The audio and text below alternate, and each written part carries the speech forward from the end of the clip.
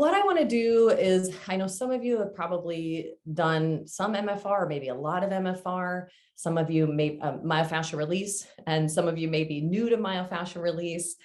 I just love using it both in my healthcare practice, my acupuncture practice, as well as with my yoga students. And I feel really strongly that it's such a powerful and effective tool to be used, whether that's in or out of a yoga setting. So if you're a healthcare provider, I'll speak to it kind of generally, but what I want to talk about is just briefly, what is MFR and fascia? I'm going to talk a little bit about some background on the fascia, especially as it relates to using MFR for mobility and pain.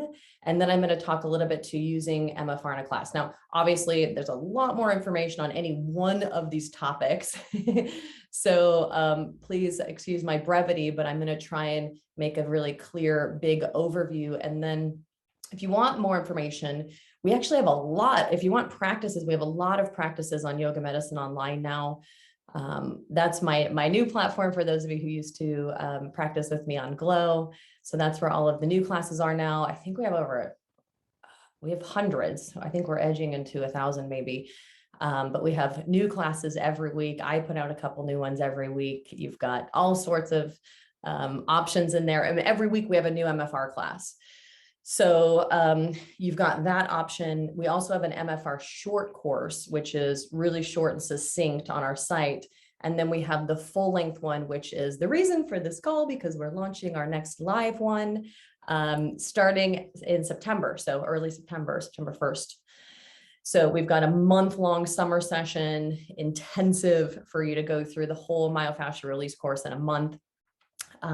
With those live Q&As to support it. So I'll talk a little bit more about that at the end. But fascia, it's got a lot of different uses. But think of the fascia first. Know that the fascia is a type of connective tissue. And so it's one of many different types. We've got ligaments and tendons. We have bone and cartilage are also a form of connective tissue. But the fascia is a special type of connective tissue.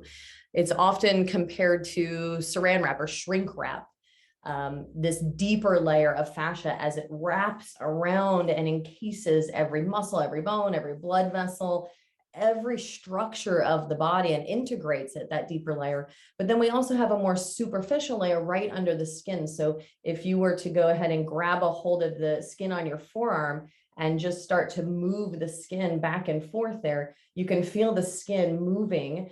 And this superficial fascia, what I call the bodysuit layer, is the layer that runs right underneath the skin and actually attaches to the skin there. So they move together. So we've got a superficial bodysuit layer, which is continuous from head to toe. And then we have these deeper layers, the saran wrap layers, the cling wrap layers that wrap around each structure. It's such an important part of our body for a lot of different reasons. And I've just kind of narrow down a lot of the main functions here into a couple different categories.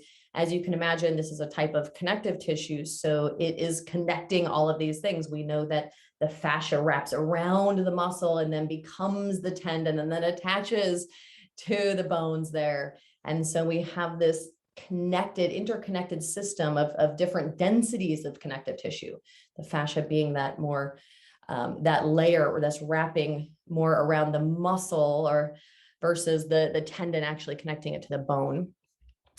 It's also separating. You can imagine these fascial layers are also creating containers. They're supporting organs. We've got fascia specifically to support the organs. Really, in many ways, you can think of the fascia as the scaffolding or the framework for the body because of this. We think of the bones as really being free floating here within this soft tissue network, which connects and unites the whole body there. So, there was a time when we thought of this connective tissue's primary function as filling space. Now we know that that's probably not so much one of its roles, because we don't really need fillers so much as tissues that can communicate and transmit force. If you were in our athletes training, we talked a lot about the connective tissue and its energy efficiency and force transmission. And then it also has these protective functions here to be able to, again, enclose structures. They also store adipose tissue. There are a lot of immune cells in the connective tissue to fight infections, cells that help repair tissue damage, insulate, lubricate. We're going to talk a little bit about that. And then there's also this mechanism by which we can conserve energy by storing elastic energy within the connective tissue here. So lots of functions. And again, we could dive deeper into any one of those. And actually, maybe I'll just make a quick mention here. If you're not as interested in the myofascial techniques, my newest course, Functional Anatomy, which is actually on the Yoga International site, but you can find it on our site too, goes into a lot of the microscopic understanding of this tissue and how it functions, and all of the newest research too. Kind of a more of a nerdy undertaking there, less of the techniques and more of the information. However, we go over a lot of that in the Myofascial Release course too, just a little less of the details, the microscopic details. All right, so that's the function. The next thing I want to do is paint a little picture of what the fascia really looks like in your body on a deeper layer. So there's three main components of the fascia. We've got the fibers, which create this kind of meshwork, the structure of the fascia in particular. But then we also have fluids, which are called the ground substance when we look at the fascia, which are like a viscous gel or viscous fluid that actually surrounds all of the structures in the connective tissue. And then we also have cells, which are really important because these are what perform the vital functions of maintaining and creating this fascial structure. And this is where the immune cells live, are part of this as well. And the fibroblasts are renowned in this category. And a lot of studies being done really on all of these layers in particular. Now, the reason I mention that is because I want to talk a little bit about the components of fascial health, because I think this lays the groundwork for looking at myofascial release. Within these three different types here, we can look at these as kind of three different components of fascial health as well.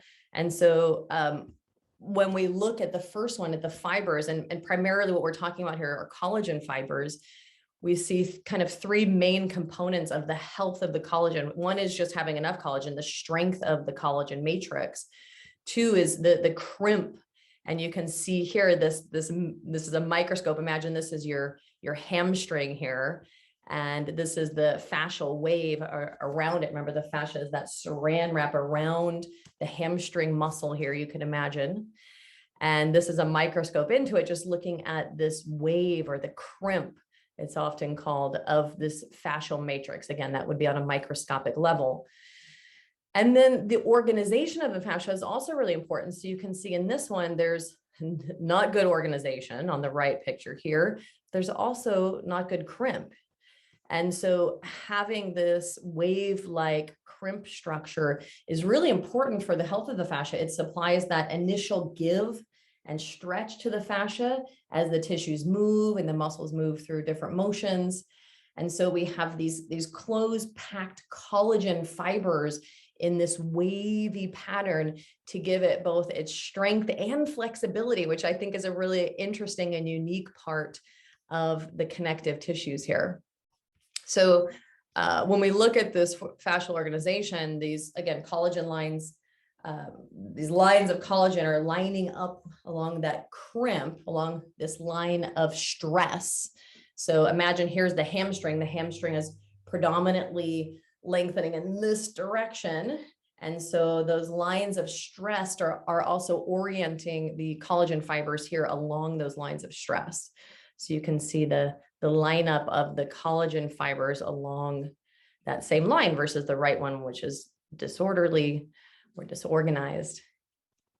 And there's a lot of different things that can influence this.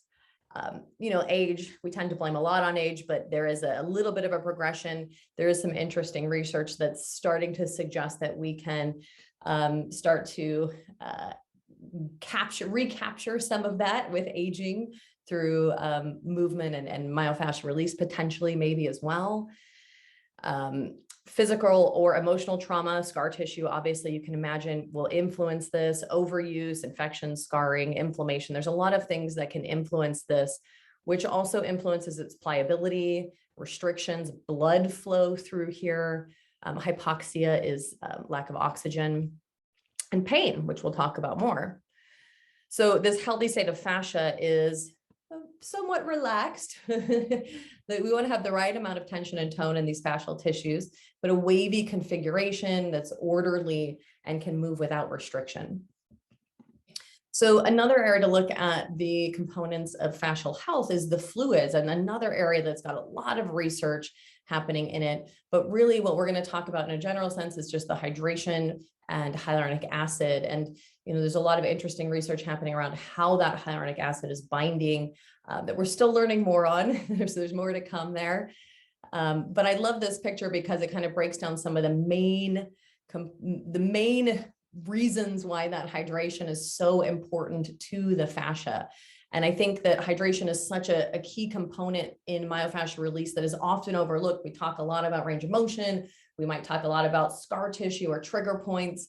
But this hydration is a really important part of the resilience of these tissues because the fascia is really dependent on water for its structural integrity. Remember, water is resistant to compression. So it provides protection from physical trauma and also for mechanical functioning of the tissues, the pliability, elasticity, and adaptability of these tissues really requires good hydration.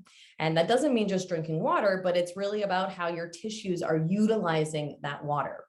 So again, in a big picture perspective, we see three main things. One is that when we have less water in the system, when we have this dehydration in the connective tissue, we see now more friction. Imagine these layers always gliding past each other. If everything is wrapped in fascial layers, these fascial layers, as we move, now have to be able to glide past each other to allow for movement. And so you can imagine if there's no lubrication there, we've got more friction, which actually causes the body to lay down more collagen, what we call crosslinks or links between those layers. And so at some point it makes it difficult or the tissues may be unable to glide past each other, which causes what we often talk about as adhesions or loss of range of motion, which might even influence how the muscles are able to contract. Another thing that's really interesting, I think, is that this water is pressurizing the system. So we have a hydraulic system here within the fascial layers, and this water adds this pressurization, which also gives support to the whole system, including the joints, and as an effect, the muscles as well. So when we have less hydration in the system, everything has to work a lot harder.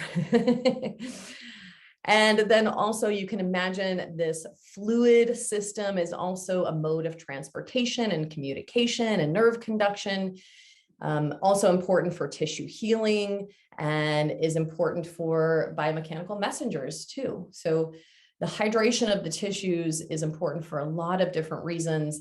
And I think a really important thing to consider when you're thinking about myofascial release as well. And we'll talk a little bit to that in a minute.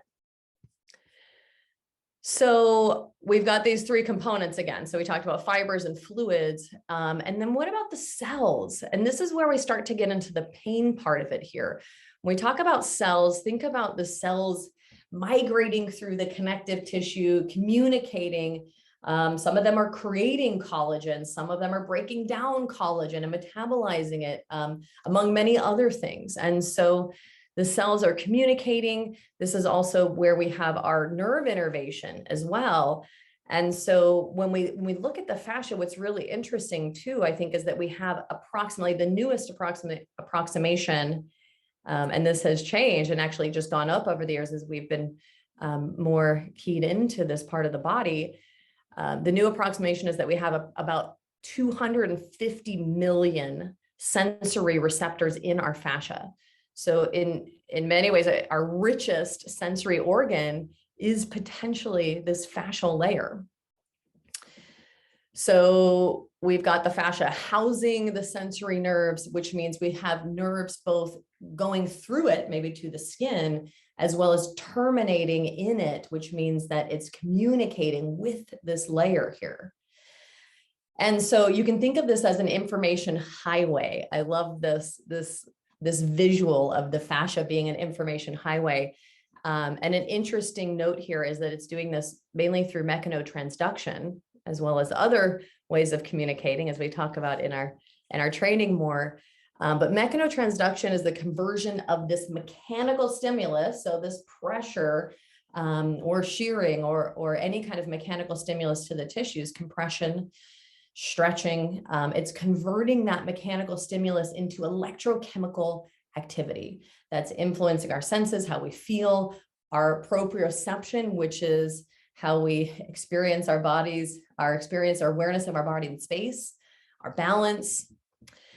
So this part gets really interesting because when we look at this sensory innervation, what we see in the fascia is that we also have both nociceptors, and nociceptors are famous for their ability to relay threat to the tissues, which eventually is turned into pain. So many times people will call these our pain receptors. And then proprioceptors, which are taking note of where our body is in space. But what's interesting about this is that this proprioceptive information is also competing with the nociceptive information, or what is eventually turns into painful information in the spinal cord itself. And so what ends up happening is if we don't have enough proprioceptive information, if my body's not collecting that information, my neurons aren't collecting that information for whatever reason, my nervous system starts to put out a magnifying glass to that nociceptive information, which means basically that it can act as a pain amplifier. Now, if you've studied pain, you know that there is a lot more to pain. This is one part of it. But we know that we have things like the Ruffini endings and Pacini endings and interstitial neurons that are in the fascial layers that are really important for sending proprioceptive information back to the brain. So these neurons are hungry for input. So think about it this way. If I have two layers of fascia that normally move freely over each other, that now get stuck together, their respective neurons going through that, they're called wide dynamic range neurons going through the dorsal horn of the spinal cord, their respective neurons don't get information to send up higher. So if they're not gliding, they're not sending information back, which is actually can be pretty dangerous to them, because if I don't feed the central nervous system with detailed information from that field, then sometimes the nervous system will say, I don't need you anymore, and either kill them off or shut them down. And so you can imagine that only acts to further enhance those nociceptive receptors, which again are looking for dangers or threats in the tissue. So significant changes in pressure, temperature, chemicals, and relaying that back up as information that might at some point be relayed as pain. So really important. It kind of explains why MFR can quickly alleviate a lot of the pain that we feel, or our students or patients feel, with that proprioceptive information competing with the nociceptive information in the spinal cord. Another thing I think that's just interesting as a side note is that when we provide more proprioceptive information, so maybe that's rolling on a myofascial ball and actually paying attention and listening and noticing and adjusting, or maybe that's shearing, which is where we're gliding those layers. We've pinned down one layer with the myofascial ball. So if I'm holding onto the skin layer, then I'm also holding on to that superficial layer of fascia, which we talked about are connected. If I start then moving, I can pin that down with a ball, and then I move the deeper layer, I'm now forcing to some extent those layers to glide past each other. And this is our kind of main gliding zone, is that layer between the superficial and deep fascia. So you can do this on your own forearm. If you pin down, this could be with a myofascial ball or your finger, the skin layer, and then just move the hand. What I can feel, you might be able to feel that deeper layer of the muscle moving, which, remember, if I'm feeling muscle moving, the deep fascia is part of that muscle, right? We can separate them if we were to dissect, but for our purposes in the human body, we're going to be feeling them together. So whether we're using a myofascial ball to compress and pay attention to and send more information and body awareness back to the brain, whether I'm using that movement between the layers, which is a really important one, I'm trying to collect more of that information to help support the system and as a way to regulate pain. Another interesting side note too is Lorimer Mosley is a really well-known pain scientist out of Australia. And he had a very well-known study in 2008. It's called Tactile Discrimination, but not tactile stimulation alone reduces chronic limb pain. And what they found, the short and sweet of it, we could go into a lot of detail on this, but the short and sweet of it was that it's important that the client pays attention to what we're doing, that this mindful attention of this body work or myofascial work is really important, that just the sensory stimulation alone. So if patients were reading a book while they were working on them, they actually found little to no results. So that mindfulness of what we do is really important as well, which is why I think myofascial release can be such a great adjunct within a yoga setting, because we're already applying a lot of those techniques. Students are familiar with it. Another thing I wanted to mention really quickly before we go on about the nervous system is that the nervous system has a lot of different influences here. We have the Ruffini endings that are in the fascia that adapt to slow, sustained pressure. So if you're one of those people who loves to like roll around really quickly and try and get everything, which is kind of, I think, all of our tendencies is to want to get all of the tight spots and release everything we can in a short amount of time. These Ruffini endings are really interesting. These are mechanoreceptors in the fascia that adapt to slow, sustained pressure. And what's really cool about them is that they also help to induce the parasympathetic nervous system response or the relaxation response. So there can be a body-wide effect from this work we do as well, especially when we're using kind of slow compression, maybe slow moving or just compression that's held over time. So maybe you're positioning your body over a myofascial ball and staying there, or moving slowly can be a really great way to target them.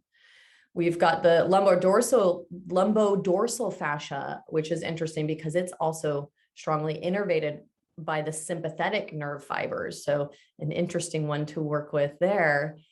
And then we also have studies suggesting that emotional stress can also have effects on the connective tissue. There was a research study with a scientist called Tazarz, I hope I'm not pronouncing that right. It's Tesarz in 2016 that looked at patients with childhood maltreatment, and they saw that they had a higher sensitivity for both pressure pain and repetitive pain. So when you do something over and over and over and over and over and over again versus just the amount of pressure. And they found that emotional abuse was associated with more sensitivity for repetitive stimulus. They were more agitated by that repetitive stimulation versus sexual abuse was more associated with pressure sensitivity. So that the depth of pressure. And that's just one study. Obviously, there's a lot more that's needed. I just think it's an interesting modality for a lot of different reasons. There's a lot of research around interoception as well, which I'm not going to talk on because that opens up a big area, a big topic of discussion.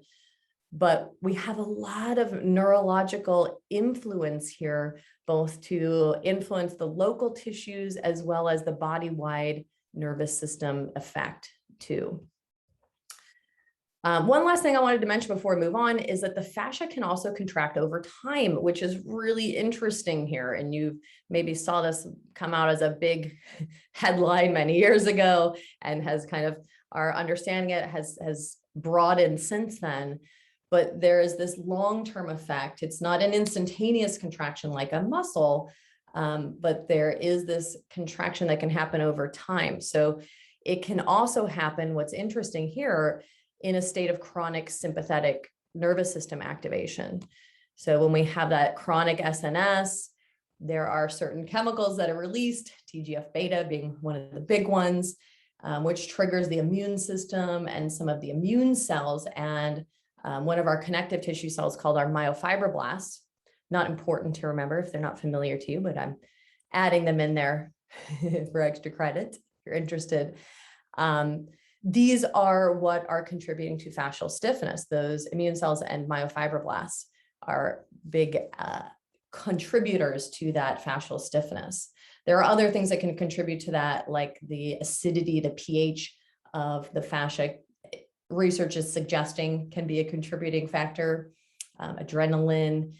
pH, TGF beta. So there are several influences, but this kind of brings us full circle that we can see now that there is a really important connection here between the central nervous system and these local fascial tissues as well. So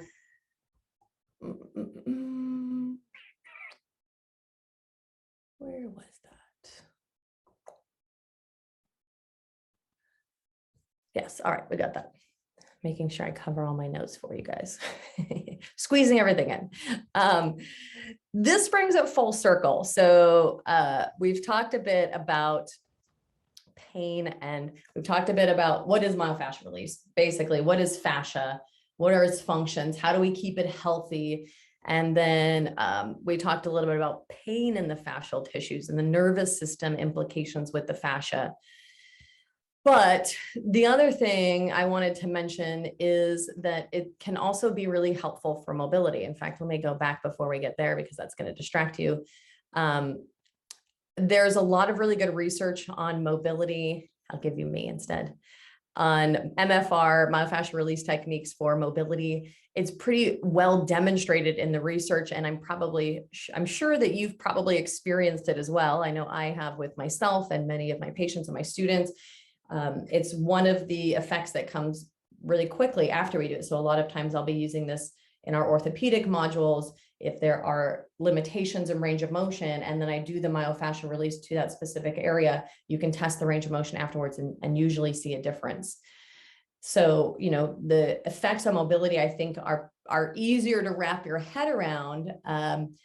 But when we look at the research with myofascial release and mobility, the effects are also very similar to stretching.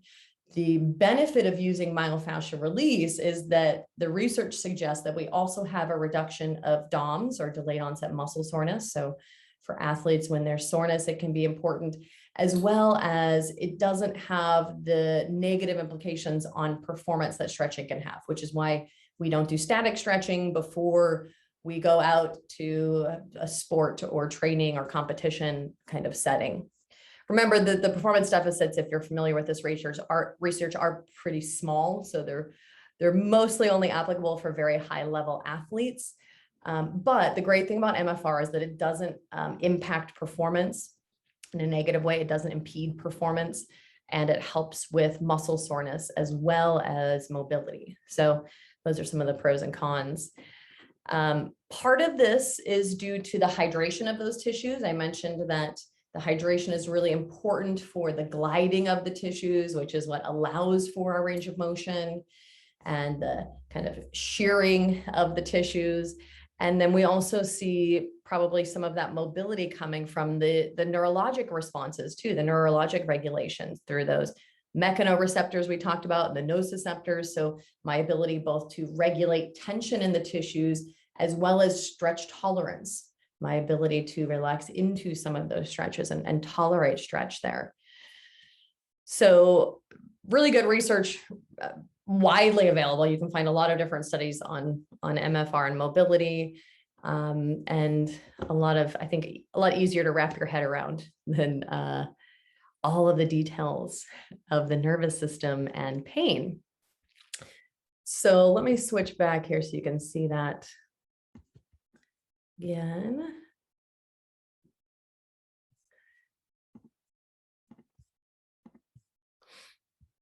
So this is a chart I like to use in our trainings.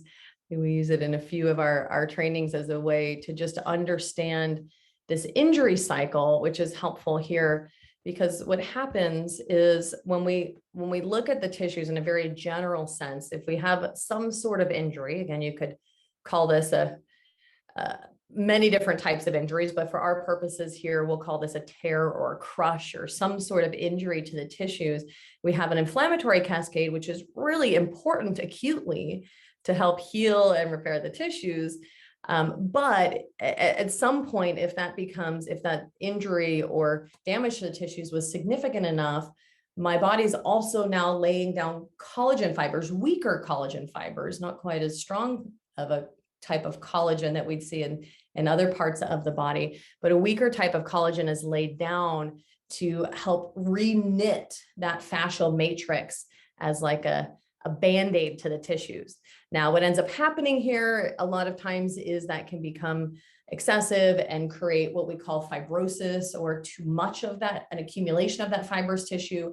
I like to think of it more as adhesions or Velcroing between those tissues. So again, if we have any part of the body, we've got muscles that are gliding past each other, producing slightly different movements or range of motion, slightly different actions. And so they need to be able to glide past each other. If they're Velcroed or adhered, now they're moving as one. And so they're not able to completely move through their range of motion. So as a result, we can have tightness or weakness, which isn't necessarily a true weakness. It's more of an inhibition potentially here, but may potentially at some point turn into a true weakness if I'm not using it. And over time, that creates more friction and pressure in the system, which then can also create irritation, more fibrous tissue, more collagen deposition, and again, more adhesions. And then you can see the cycle going. At some point, it might also decrease circulation and cause fluid retention here, or hypoxia, lack of oxygen to the tissues there. So I think this one is just a helpful one to wrap your head around, because with yoga, we can chip away a little bit at the fibrous tissue and adhesions, but I think of it more like trying to make a sculpture with a toothpick. It's going to take you a really long time, versus the myofascial release, which can be much more efficient at working on this part of it. Yoga can be great in obviously a lot of other ways, many other ways, but can also be great for bringing that mindfulness of movement, of regulating the nervous system, of working on tight and restricted areas, or areas that aren't turning on, and bringing some mindfulness to turning on some areas that maybe aren't functioning. But the MFR can create a really helpful adjunct within a yoga setting, in my opinion and in my experience, that can be really important, especially when working with pain or mechanical issues in the tissues, or range of motion, or scar tissue. All right, so let's sum it all up here. When we talk about MFR, or myofascial release, to improve outcomes, I think there's some kind of main things that we want to consider. Is one, it can be used to help prepare the tissues. And a lot of times what we're doing here is either creating hydration of the tissues to prepare them to better receive load and transmit force, or working on the range of motion. ROM is range of motion. I just realized that's my shorthand, which you may or may not be familiar with, but working on mobility, preparing the tissues through hydration and mobility to meet their challenge. And this could be specific or general. I might be working on a very specific area that's been challenging, maybe due to an injury or something specific to the client I'm working with, or I could be just working on the hamstrings and the calves pre-run with a group of runners. So preparing the tissues is one. Another one is relaxing the tissues that are overly contracted or tense or just tender, as a way to prepare for therapeutic work. So I might be preparing the tissues for a challenge of their sport, or the challenge might be the yoga practice. Maybe I have a challenging yoga practice. I might be preparing the tissues for therapeutic work to come. So a lot of times in a therapeutic context in yoga, we might be using the MFR at the beginning to prepare the tissues to be more functional, to be able to move better potentially, and then going into some of the therapeutic yoga practices. We've talked about this quite a bit already, but obviously the MFR can be, as we've mentioned, MFR can be helpful to regulate pain. Part of that is working with trigger points. Part of that is by supporting the connective tissue health. Part of that is regulating proprioception, which we talked about, and that mindfulness and body awareness, which is really important. But then there's these other two that are kind of usually happening after practice, or after training, or after sport, which is helping to support tissue recovery after some sort of strenuous challenge, whatever that might be, by helping to increase circulation and hydration. There's good research, as I mentioned before, supporting that it can be really helpful for alleviating or preventing DOMS, delayed onset muscle soreness. And as we know, if you work with athletes, when we talk about recovery, one of the most important things is getting athletes back into that parasympathetic mode quickly so their bodies can rest and recover to prepare for their next training session.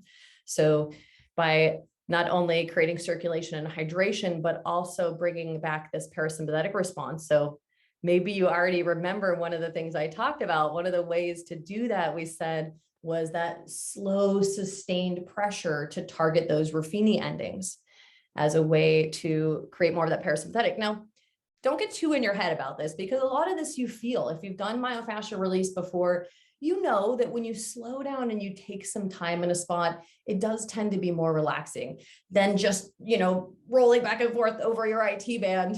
Maybe you're relaxed after because you're happy it's done, versus slowly working through the hips is definitely a more relaxing experience. Now, some areas of the body are more relaxing than others. Maybe that's because there's more Ruffini endings. There's still more research to be done there.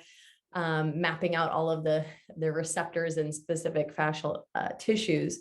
But we know that slow, steady pressure is more supportive to that parasympathetic response. So, and if I'm using it for tissue recovery, I'm probably already a little sore or tired. So going gentle is usually a good rule of thumb, so I don't make the tissues more sore, because you can imagine there's a point where if I go too aggressively, I might also make the tissues more sore. And that's subjective, obviously, how much. I don't want to be inducing pain is a good rule of thumb, but I want to be able to relax into it. I often like to tell people to find an area you can work with, meaning that it's tender. We are looking for areas that are tender, but I want to be able to relax into it at least a little bit. Some areas are harder than others, but I don't want to necessarily go to the most painful spot where I'm gripping and clenching and holding on for dear life and not breathing. But I do want to find an area that's tender. So usually I like to find the middle path on that one. I don't usually go for the most tender spot unless it's approachable. But I find something nearby that's a little bit less intense that I can relax into. And I find that usually dismantles a lot of those surrounding points that are activated. And then the last way you can use this too is at the end of a class, just to leave people relaxed.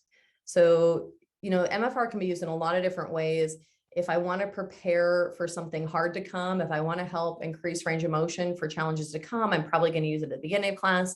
Versus if I want to leave people relaxed, I'm probably going to find an area that's more relaxing, like the hips or the back, to do toward the end of the practice. Or if I'm working with pain versus recovery, I might use it in those instances as well. So a really helpful adjunct to help improve outcomes and experience, I think, client experience, student experience. I can use it to enhance mobility and work with range of motion limitations. I can use it to regulate pain and working with specific trigger points or pain points. I can use it to help maintain connective tissue health as a way to create resilience in the tissues, which is a really interesting new topic of study in sports medicine and pain medicine as well. Improving that connective tissue health as a form of tissue resilience. And I can also use it as a recovery for tissues that need support. So for alleviating soreness and muscle fatigue. And then research also suggests that it can help regain back to a normal level of performance quicker after training or performance endeavors. So a couple of things to keep in mind, and I just realized I didn't write this down on here for you, so you'll just have to listen up. I'll share here for a sec. A couple of things to pay attention to. I'll just give you the quick overview. The main things, and we talk a lot about contraindications. If someone, yourself or someone you're working with, has significant ailments or injuries or illnesses, it's always helpful to dig in a little bit more or talk to their doctor before using something new. But in general, the big thing that you want to look at here is avoiding anything that's really painful, including nerves. I don't want to be rolling on nerves, but it would be pretty hard and pretty negligent to just roll on something that's that painful. So again, I'm avoiding really intense pain. I also want to avoid anything that's visibly swollen. As you might imagine, if I sprained my ankle, I go and roll on it, it's probably going to get more swollen. We know that there's low grade inflammation happening a lot of times in the body, so it's not so much about that as the visible swelling. Now, I can still roll around it. Like if I had a sprained ankle, I could roll up around my thigh or some area nearby to help improve circulation through that, which can be really helpful. So I'm avoiding nerves and intense pain. I'm avoiding visible swelling, and I'm also avoiding bone, which is really important too if you're working with anyone who has a joint replacement or osteoporosis. But in general, we're not going to be changing bone here. And so I'm just avoiding bone mainly for that reason. I don't need to be afraid of it, but those are the three main things that I want to avoid. Other than that, it's a really great way to investigate and find some areas that maybe you didn't know were painful or tender or helpful. And because we know this is an integrated, continuous system, you might find something down in your calves that's really helpful for your headache. I know myself, last night we went RV camping, or I guess it was a camper van. And my neck was sore afterwards, and I kept rolling my neck, and it was still kind of tender. It wasn't really helping. And then started rolling down, and I rolled my calves, and boom, it was gone, which is an interesting one. I'm going to show you in a second that it is all connected. So sometimes it's helpful to investigate some areas that you might not have expected. And maybe whether that's an acupuncture point, some energetic point, or a myofascial connection or something else, we know that that's all interconnected. And so working on different parts of the body can be really helpful. All right, I do want to share with you one technique. This is my favorite one. It doesn't require any myofascial balls, so I've included it here. I'm just showing you the musculature. It's going to be the calves that we're looking at here. So just to familiarize you, we've got gastrocnemius, which is the first layer of musculature on the back of the calf. Then we have the soleus, and then we have the deeper flexors, flexor hallucis, flexor digitorum, and tibialis posterior. You don't need to know any of that, but just so you can see, there's layers of musculature. Mostly we'll be getting is gastroc and soleus in this one. And so these are charts from our manual that I think are really helpful. Janet Travell is a really well-known person, or scientist, I guess you could say, in the world of soft tissue dysfunction. And Travell and Simons have created these charts over long periods of time of watching different outcomes from this myofascial work that we've done. And so X marks the spot of dysfunction, the trigger point that we'd be working on with the myofascial ball. And this shading here is the common areas of referral. So what they found within the trigger points is that there can be a disruption within the fascial structure here that creates pain that's referred to an area around it. So these referral patterns are specific to each point.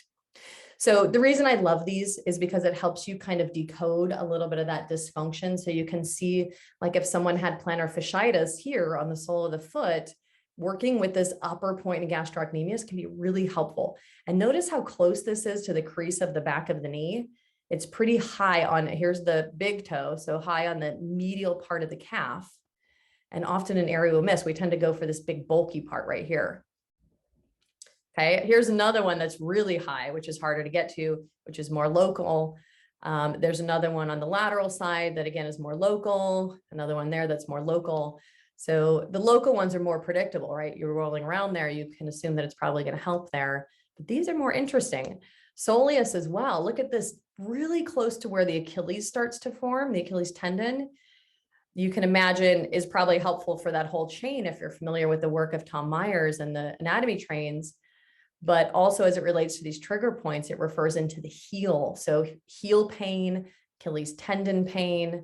Again, this one's pretty local. But here's another one of my favorites. This one's kind of at the lower part of the outer belly of the calf. And this is our furthest referral we see in the trigger points into the SI joint. And what's I think really interesting about this as well for me as an acupuncturist is that in acupuncture, this is a point called bladder 58. And it's used pretty commonly for low back pain, SI joint pain, sciatica, as well as headaches. So, and in my case, it was helpful for neck pain.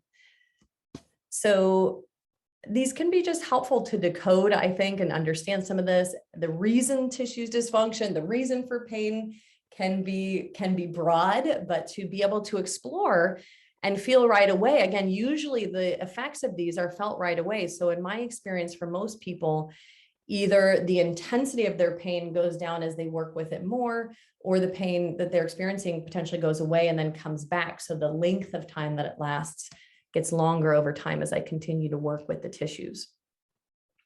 And then just for reference, here's the deeper layers. Again, referring to the foot, tibialis posterior, Achilles heel, and then some of the deeper flexors, like flexor digitorum and hallucis, to the big toe, to the ball of the foot. I just think it's interesting to look at all this tie over. So for me, when I'm working with the calves, I'm thinking about people with calf pain, of course, calf tension, which is a lot of athletes, can be helpful for knee issues, can be helpful for ankle or foot issues, Achilles tendon issues. And we also talked about that outer lower calf for the low back and SI and maybe headaches. And really what's most important is just that you're searching around for an area that feels tender, again, that you can work with, that you can relax into. Here's one of the techniques we use a lot, which is, I think, pretty straightforward to investigate and work through some of those tissues. I'm going to show you one with a mat so that you can not have to have myofascial balls. So for this one, all you have to do is roll up your mat really tight. So I've already pre-rolled my mat. Obviously, if you have a really tiny mat, this can be challenging here. You're not going to see my face for some of this. So having a thicker mat can be helpful. I want to roll it up really tight so I have a firmer structure. And if that feels too intense on any of these, you could roll up a smaller roll or roll it up more loosely to make a softer version as well. So the first thing I want to show you is shearing. This is one that's really helpful. The research suggests, and again, the fascial research is in its infancy still, so it's suggesting that this shearing motion, remember shearing is what is creating that movement between the layers.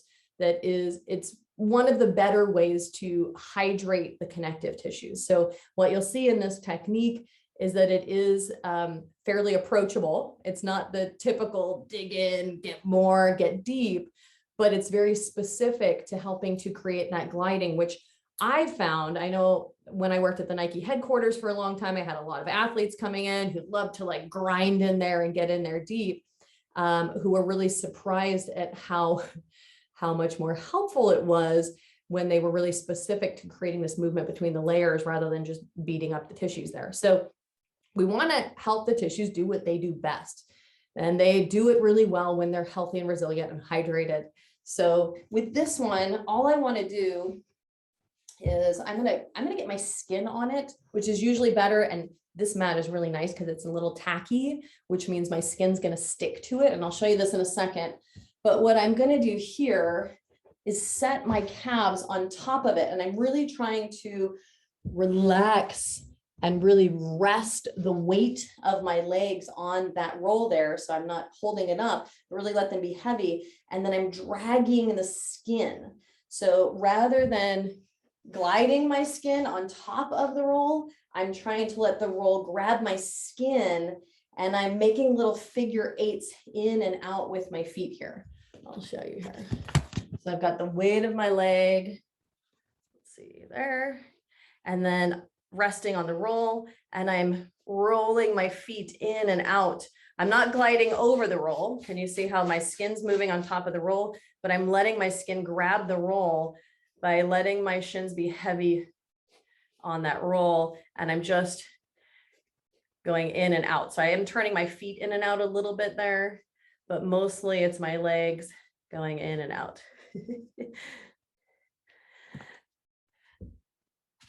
And I'll do that for about 30 to 60 seconds. And you kind of want to just find a loungy position here. Most myofascial release is pretty lazy because we're not trying to activate the muscles. And so you can work right in the center. I'm kind of right in the center of the calf muscles. I like this because I can get big chunks of tissue, which is great pre-sport or post-sport. For pre-sport, more for preparing the tissues, or post-sport more for recovery. I'll rest there, take a breath, but then I can go up higher. I can get that high spot right below the knee we talked about. And I recommend, again, 30 to 60 seconds at each one of those spots. So I'll usually do one higher, one middle, and one lower. So I'm on the higher spot right now. My feet are floppy, my legs are relaxed. I'm not working hard. There's a little bit of momentum in this. And I'm not trying to let my skin move on top of the roller. I'm trying to let the roller grab my skin so that, again, as I move the skin, I'm creating gliding between the deep layer and the superficial layer that attaches to the skin here. Now, another way to do this is to rest my weight there, which is going to hold the skin in place, and now move my foot, which is now moving the deeper layer of fascia as the muscles move here. So I can shear in both ways, moving the skin over the deep fascia or moving the deep fascia under the skin. All right, and then you could also do it in this lower one here. Same thing, I can get all the way down to that point right above the Achilles. And for this one, because I'm mostly hydrating, I'm not as much looking for a tender spot. I'm really just trying to hydrate big chunks of tissue as a way, again, pre or post sport, pre or post yoga, to help create nice hydrated tissues here and get a large chunk of a large area at once. If you're using the ball on the block technique in the picture, you'll be looking for areas that are tender and staying with them there. Now, one other option here I'll show you with the mat, another one I love, which can be more specific to those trigger points. If you were looking for that side of it instead, is done with your mat. And for this one, I really recommend not rolling it up very far. For most people, especially for athletes, you'll want even less. If it's too intense, you'll want a smaller roll. For athletes, just an inch or two usually. And what I'm going to do is I'm going to hold onto this roll and wedge it up behind my knees. Now, remember we saw some trigger points really high on the back of the calf. So sometimes it's nice to set the head down and wedge that up all the way up behind the knee there so that I can get into that upper part of the calf. Now, less intense, you can either make this smaller or more loosely rolled, or you can put the hands on the floor. For more intensity, which remember, more is not necessarily better, I can either sit upright, put more weight on it, or I can make that roll bigger. I'll stay here so you can see me. And again, stay for 30 to 60 seconds, using the exhalation to help you relax. And then I can also move down to the middle portion, and then you might even roll it up a little bit as you get lower, as it's usually less intense down there anyways. And again, 30, 60 seconds in each of those is really all you need. What I love about this is it really doesn't have to take a lot of time. You can be really efficient, especially as you start to understand a lot of the what, whys, and hows behind it, which is one of the reasons I really love our course.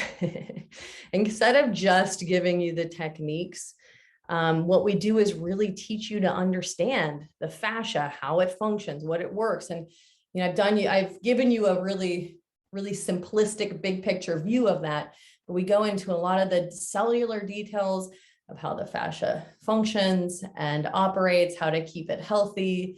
And then we go a lot into the techniques. So the whole first section is really looking at the fascia specifically, and looking at the components of the fascial anatomy, the structure, the function, dysfunction of the fascia.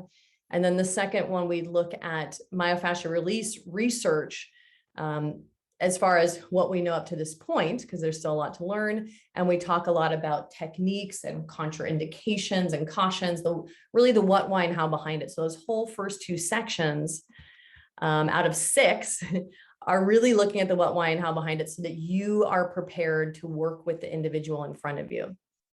And then we go into each part of the body. So section 3, we look at upper extremity. Then section 4, look at spine and torso and neck. and head. And then section 5 is all lower extremity. Section 6, our final section, is all about weaving that into yoga protocols, application, looking at the myofascial chains and bringing that information all together. So you have a well-rounded resource. And this is kind of this is the core competencies of the course. So by the end of the course, the full course, you're able to understand the main components of fascia and the fascial system and the research, as well as the techniques. We have over 100 techniques, all by area. And we give you, for each technique, we go over the modifications, both to the individual, as well as to prop allowances, because obviously, as you can tell, like sometimes I won't have props. Some of you can do with your hands, some you can do with a mat, some you can do with a foam roller, some you need balls, so we have a lot of different options to suit the context and the demographic.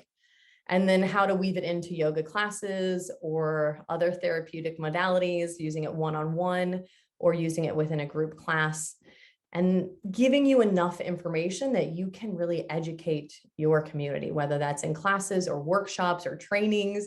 Many of our teachers go out and teach their own workshops and trainings, which is wonderful to spread the word and get it out there, because it is such an important tool, I believe.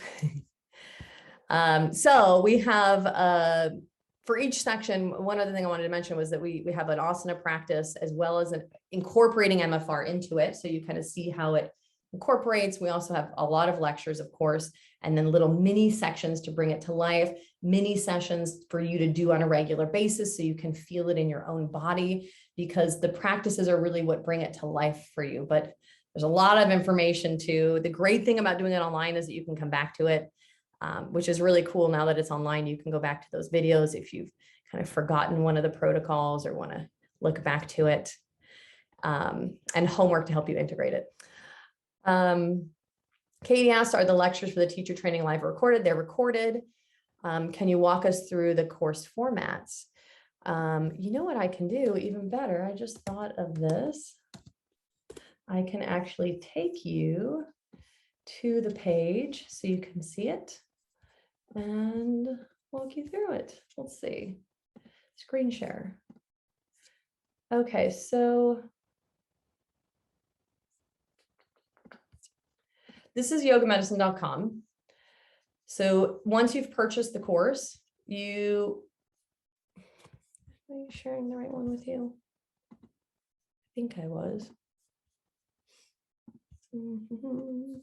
There we go. That looks better. So this is Yoga Medicine online, or yogamedicine.com. If you're doing the training with us, you'll click in, log in here. Log in. I'm already logged in, but you would have logged in. And I've got a lot of events here, but let's see. Here's Myofascial Release from last year. And so you'll see the other trainings you're signed up for. You've got a portal with your account information. If you did our 200-hour, you'd have the 200-hour grad. The 500-hour portal has information for people in the 500-hour. And then you have your events you're signed up for. So each week, approximately each week, you'll have a section released. It'll be a little less than a week in this one. So section 1, and this homepage just tells you like the props that you'll need. You need either tennis balls or myofascial balls is the biggest thing. And you will want to have a foam roller of some sort. It is nice to have some smaller balls for the hands. If you have them, we've got some promo codes for RADs. You can get a discount. And then each section has a practice, an asana practice, which has MFR work within it integrated. You've got a lot of lectures. You'll have a Q&A call, which might be recorded. And then you've got a chat board for you to connect with other teachers in the class. So here's section 1. You have some intro videos. You've got an asana practice. And then for each asana practice, you also get a recap of the sequencing, the what, why, and how behind it. And then you'll see here's all the lectures for the fascial structure. So we've got connective tissue, functions, cells, fibers, ground substance, types of fascia. Oh, and there's those fascia function. We talk about tensegrity, communication, contraction. So we talked really briefly on all of these things already, most of these things. So you can see the different videos there and click on them there. Hopefully I'm not going too fast, but I guess you can rewind if you're watching the recording. And then therapeutics applied is the MFR practices here. So this one has a daily practice that you can use for hands and feet, and then an interactive practice here for learning. Here's where the Q&A calls will be posted when they're recorded, and then your homework is here. So section 2, I mentioned, we talk more about the application in yoga. We also talk about the research, and we talk about the what, why, and how. So there's the research. Katja is our yoga medicine teacher who does research in the fascial world, works under the incredible Robert Schleip, who is a well-known fascial scientist. And then you can see the goals, the trigger points, props, techniques. Hopefully this is helping. And then at the end, so when you get to section 6, you will take your final quiz here. And once you pass that, your hours will log into your profile, and they don't ever expire. So if you just want to do one, or you want to come back and take more, it's always there. And you'll also get a certificate, which you could send into Yoga Alliance if you wanted to. Hopefully that gives you a little bit more information. One of the things I love about our trainings is that we teach you how to understand the what, why, and how. And so you guys also get to interact and learn from each other. There's not always a hard and fast right or wrong in a lot of the things that we do. As we understand the body, we understand how to apply it in a more effective way, but then we also learn from each other's experience. So we have that board as well for you guys to learn from each other, which is really important. So hopefully this was all you needed to go and spark some interest and maybe do some practices on our site. We do have a free week, so you could start on there for free as well, or investigate. So lots of resources, lots of information. I hope you've enjoyed it. I hope it's been helpful. And I look forward to seeing you guys in one of our sessions. Enjoy the rest of your day, guys.